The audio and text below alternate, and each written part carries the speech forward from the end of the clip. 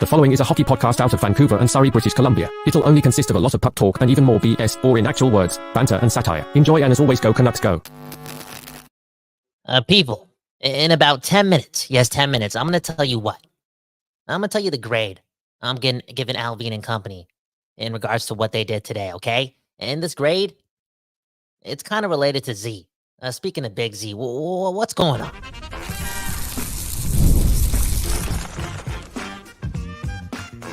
You're Locked On Canucks, your daily podcast on the Vancouver Canucks, part of the Locked On Podcast Network, your team every day. Vancouver, a.k.a. the world, man. What's going on? Canada Day. One of the biggest days of the year if you're a real Canadian, right? Free agent frenzy, man, oh man, what a time for you and you, and you and you, and you and you. My name's Kyle Bowen. This right here is Locked On Canucks, the show that gives you what? Your Canucks every day, and we do this here at the Don't Doze Art Lab. One love for the Don't Doze Art Lab for giving us that West Coast bias on the daily. Now, today's episode, it's going to be a little different, okay? We couldn't connect with Trevor. Why? Because he's the second best dad in the world. He's with his children. But here's the thing. He's also the second biggest Canucks fan on this program. That's just the truth. I got your back. And I'm going to go through this episode pretty quick. We're just going to go through all the players that the Canucks signed. And man, oh man, I feel as if they signed 7 or 8 or 9. And we're just going to grade them. Okay? And we'll go into a deep dive tomorrow morning when Begsy is back. Back doing what? Back at work. Away from the family. Okay? Man, oh man, the second best dad in the world. Choosing his family over the Canucks fan on July the 1st. That's unreal. It's a beautiful thing. Speaking of which, I'm going to start from the top, okay? I'm going to start with the highest grade that I attached to one of these signings. And it's the one I'm giving to Danton Heinen. Did I say his name right? I'm giving that an A+. Got to do it, okay? This is the show with the West Coast bias. We taking care of our neighbors. Danton Heinen from Langley, is that correct? BC Bud. The dude was on a PTO last year. And what's he do 12 months later? He proves once again that he's a really good NHLer, and then he signs with his hometown team. This dude is living the dream. This dude, again, also a pretty good hockey player, who I think under Tocchet and a full-time gig with either Pettersson or Miller can do a lot on this 2-year deal worth what, 4.5? Are the numbers correct there? I'm not the numbers guy. 2.25 a year, this could be a steal. You could have a really motivated player for these 24 months, a really important 24-month stretch for the Vancouver Canucks. A guy that scored what? Did he have 17 goals last year? Did he have 18 goals a couple of years ago? This guy also had 16 goals and like 47 points in like 2017, 2016, one of those years. I know he's been quote-unquote inconsistent, but there's a player here. There's also a player here that's also just played for the Bruins and the Penguins, and then the Bruins again. A professional, a well-coached individual. Hasn't won a championship yet, if my math is correct, but this guy seems to be a gamer, a guy you want to add into the system, into the culture, into what Tocchet and company are adding. A good two-way player, good PKer, Danton Heinen, the BC Bud. We look after our neighbors here. I'm giving this signing an A+, because based on the billions of dollars that were spent today, I feel as if this deal could have been a lot higher. And what did Alvin do? He got it done, and he let the people know that Heinen, the BC Bud, took a bit of a discount. And that says a lot. For, again, that's a guy that's bounced around, was a PTO 10 months ago, and for him to be like, you know what, I'm going to capitalize off this pretty good year with the Boston Bruins and take a discount. Man, oh man, that's a real Vancouver Canuck. Let's be honest. And let's be real.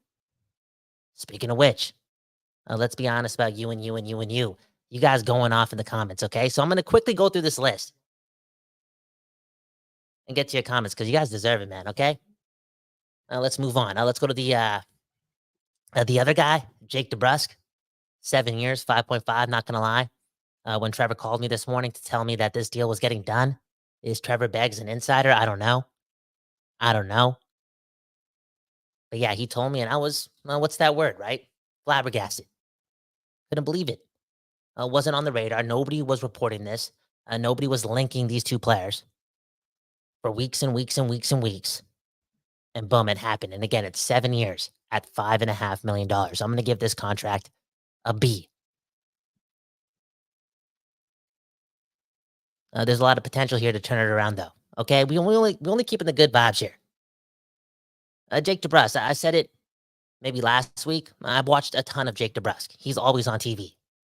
Always on TV. Always playing the Leafs. And he's damn good. I feel as if he's damn good everywhere. A fast hockey player, physical hockey player, a guy who gets a ton of chances, doesn't convert on all his chances. Initially, when they signed him, I'm kind of connecting him to Ilya Mikheyev. Like, is this one of those types of contracts where the guy's good, but essentially we need him to produce with Pettersson, help Pettersson, feel that mojo? Is this the guy that's going to get it done? A 40-point guy, really?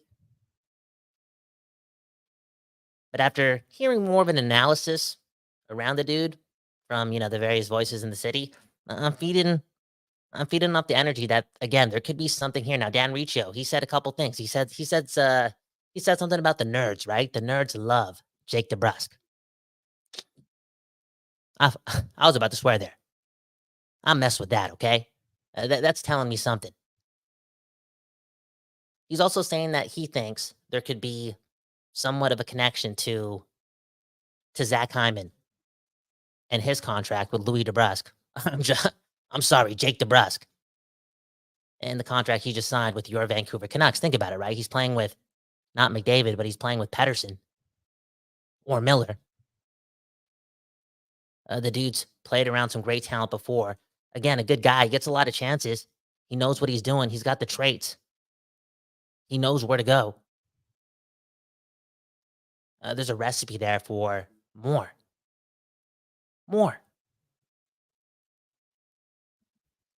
Could be something. Now, when I heard that, I got excited. But at the same time, again, this guy's already played probably a ton of games with David Pastrnak, Brad Marchand, Bergeron, Krejci. This guy's played with good players. That's a big reason why Jake DeBrusk himself is a player that's developed really well.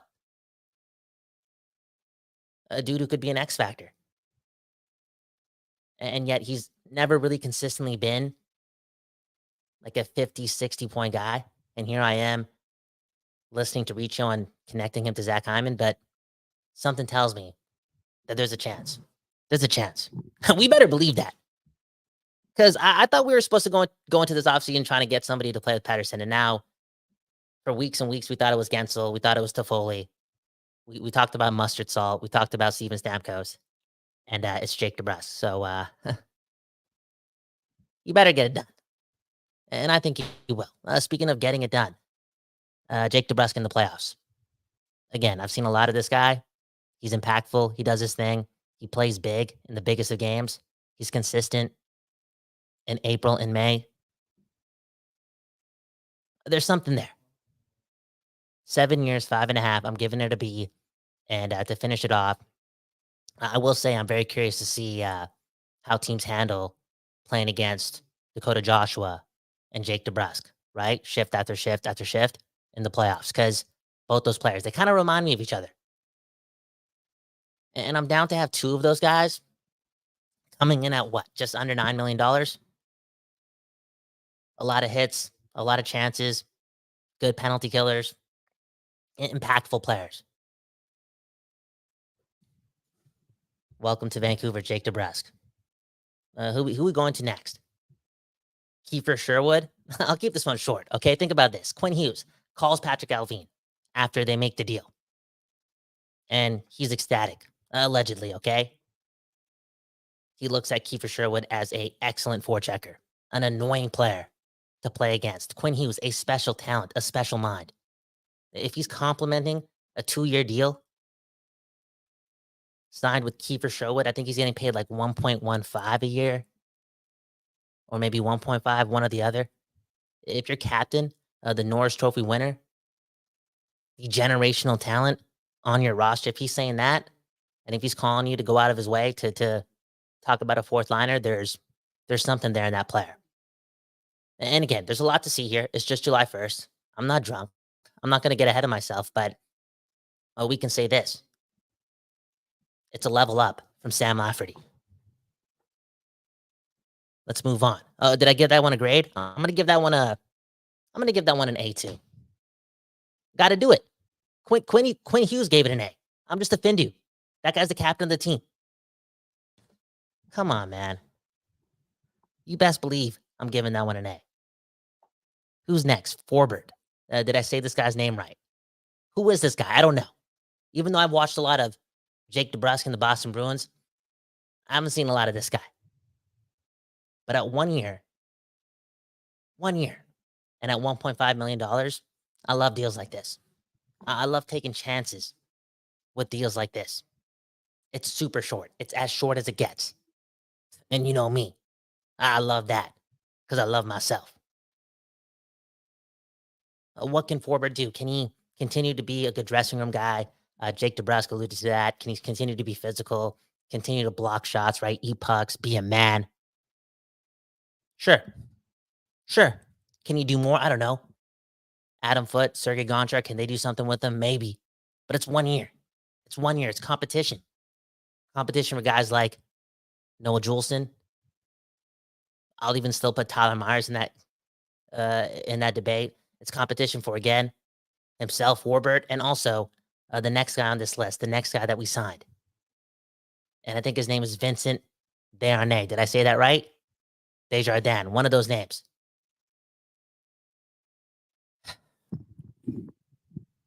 Man, oh man. I'm giving this one a D. 2-year deal worth $4 million, $2 million per. In my opinion, an overpayment.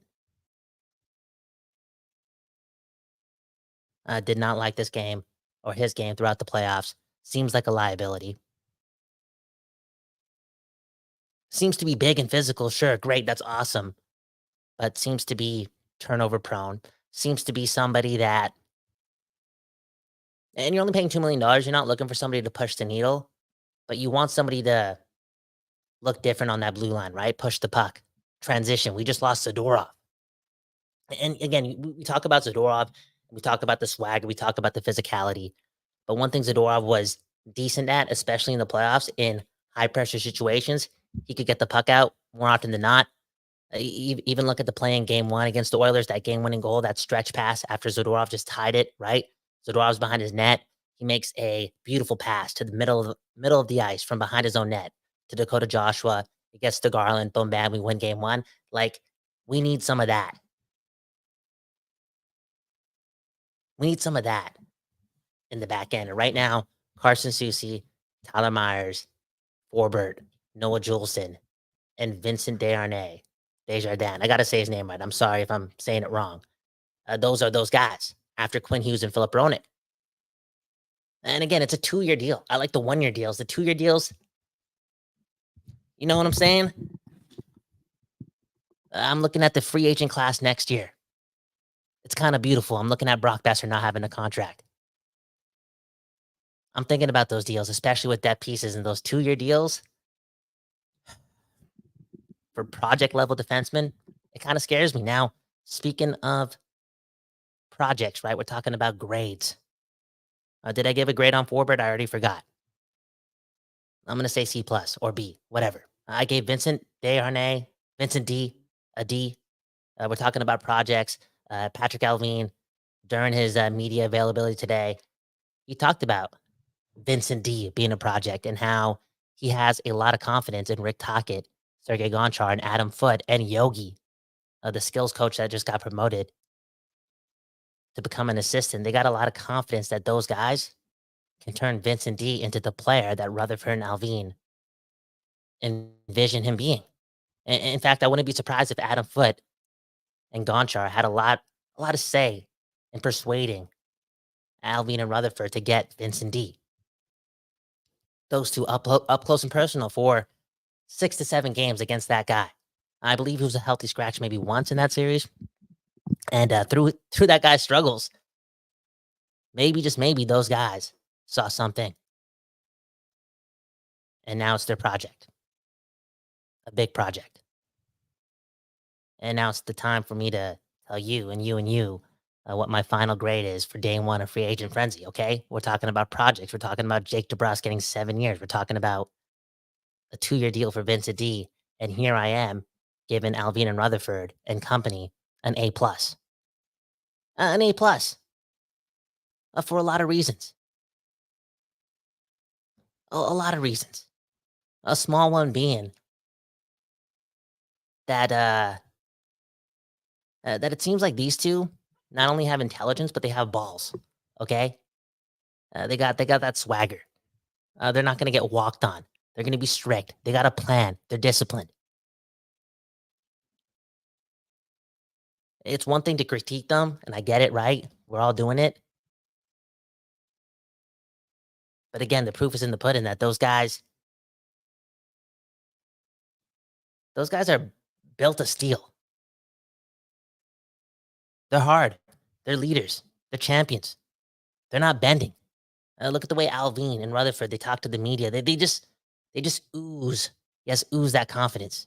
And when they say little things like, oh, they see a way for Vincent D to become a bigger player, a better player, a more impactful player. There's a project there. They're signing this guy to 2 years. Maybe they look at this guy as a 2-year plan, the next Dakota Joshua on defense, right? And they already did it with Dakota Joshua. I just mess with that. A 31-and-a-half-year-old fan like me, I mess with that. This franchise over the last 14, 15 months have proven me wrong many times with, again, the outcome of their team game, but again, their trust in these individual talents, whether it be Noah Juleson, Tyler Myers, Dakota Joshua. And what happens? They transform these players. They develop these players at the pro level. That's a hard thing to do. I feel as if that's never really been done before, consistently, here in Vancouver, on the fly. Things just feel different here. And things are different. These are championship pedigree management personnel that are making these decisions. That's different. Tocchet, Foote, Gonchar, Rutherford, Alvin. Champions. And a lot of them placed in those leadership positions, making these calls. I'm trusting it. I'm trusting their assessment. I'm having faith in the things that they're doing, which involved trading a lot for Lindholm, letting him walk, and replacing him with Jake DeBrusk. It's trading some assets for Nikita Zadorov, who became, the 4th most important player on our playoff team this year, a fan favorite. I have faith that this management group lets him walk and replaces him with Forbort and Willie D. And here I am saying that they get an A+. I'm high on the Canucks. Man. And I believe that they know best, that they know how to get it done. We've never seen that before. They have. And I'm going to be patient, okay? For real. Anyways, let's get to some comments. We got a session in the back, okay? KGB, Peak, one love to the music being made of the Don't Doze Art Lab. They got to get going, so we'll get to some comments before I got to get out of here. Because we see comments about Willie D. Is he really this tall? Did I say Willie D? Vincent D, okay? This guy's 6'7". 6'7". Cool, great, phenomenal. Phenomenal. But right now, I'm telling you, he's not worth 2 years at $2 million. Adam Foote, Sergei Gonchar, and Rick Tocchet, they got to transform this guy. And if they don't go into the season with anything else happening to the decor, which I really doubt, but let's say that does happen, again, Canucks fans, you better pray that those coaches destroy this project in a good way, okay? Vincent D. How are they going to get it done? Man, oh man. Look at this. East Van Nucks, okay? He's saying that the Florida Panthers just proved you win with defense and two-way forwards. I understand that, but the Florida Panthers also, I just feel as if had better puck movers throughout their decor.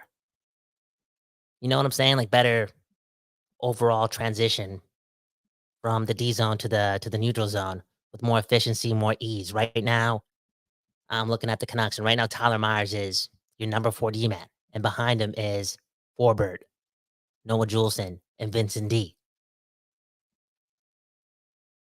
Okay, that's cool in beer league, right? Big, strong defenseman. It's cool in the NHL too, but transition in the puck, I don't know if I have a ton of faith in those guys being able to do it consistently. Just the truth. What else is going to happen? We'll talk more about this tomorrow, okay? For real, when Trevor Baggs is back. Look at this comment from Andrew, okay? The Preds are going to be a great team. The Preds get Stamkos.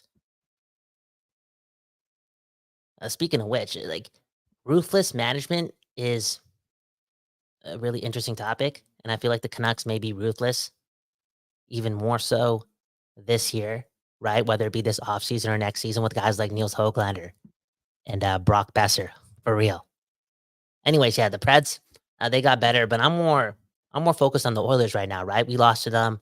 They're the cream of the crop in the West, and their top 6 got a lot better.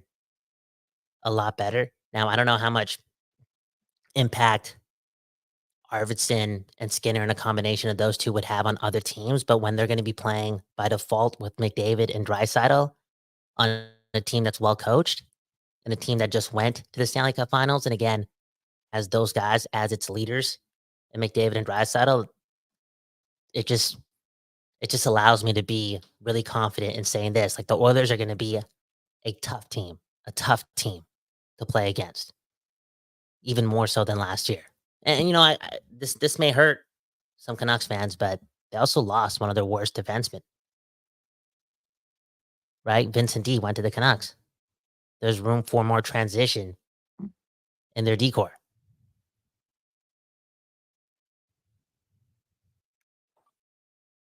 More comments. Hey, thanks for the super chat, man. I'm giving a Canucks a B+. Okay, this comes from a Major Tau, but I see the upside and potential. I really do too, man. I really do too. I really do trust the leadership group. I trust guys like Quinn Hughes too. You got to talk about the players too, holding guys accountable. You combine that with the tutelage and expertise from those coaches, and yeah, things could be different. Now look at Angela with the comment of the year. Okay, the Oilers are going to sink next season. Look at this comment from Andrew. Okay, I'm not worried about the Oilers. I might just be drunk. Yo, I'm worried and I'm not. I'm more focused on seeing how this team in year 2 of this window opening continues to push the pace and develop and get closer and closer to the ultimate prize. And things are different, man. Things are different. Things are so different. You lose Ian Cole. You lose Elias Lindholm, who was really good in the playoffs too. You lose Nikita Zadorov. You're losing 2 of your best 5 players in the playoffs, and you're replacing them with guys that weren't really on the radar for the reporters in the city and the fan base. It's this big what the F moment for us, but something just tells me we're going to AC more and B, the decisions that they made today with these players who,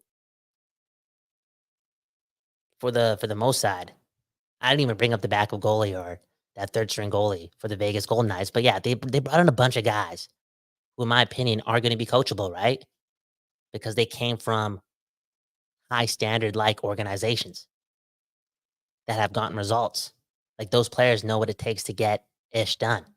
And these coaches know the exact same language, thus leaving room for this to work out. Anywho, enough rambling, okay? I got to get out of here. I already went overtime. We got to start making some music in the studio. One love to the city of Vancouver. Hit the like button and subscribe to the channel if you're new to the program. Beggsy will be back tomorrow. He won't be with his family. He'll be a Canucks fan once again. And we'll really dissect all of this. Maybe what we'll do tomorrow is get Trevor to give out his grades, okay? And I'll shut up. And then we can have a debate. And then I won't shut up, okay? We'll do that tomorrow. Happy Canada Day. One love to you and you and you and you and you and you. And man, have trust in the organization, man. I'm giving this team an A+, man. Only giving the people the good vibes here on Locked On Canucks. Peace.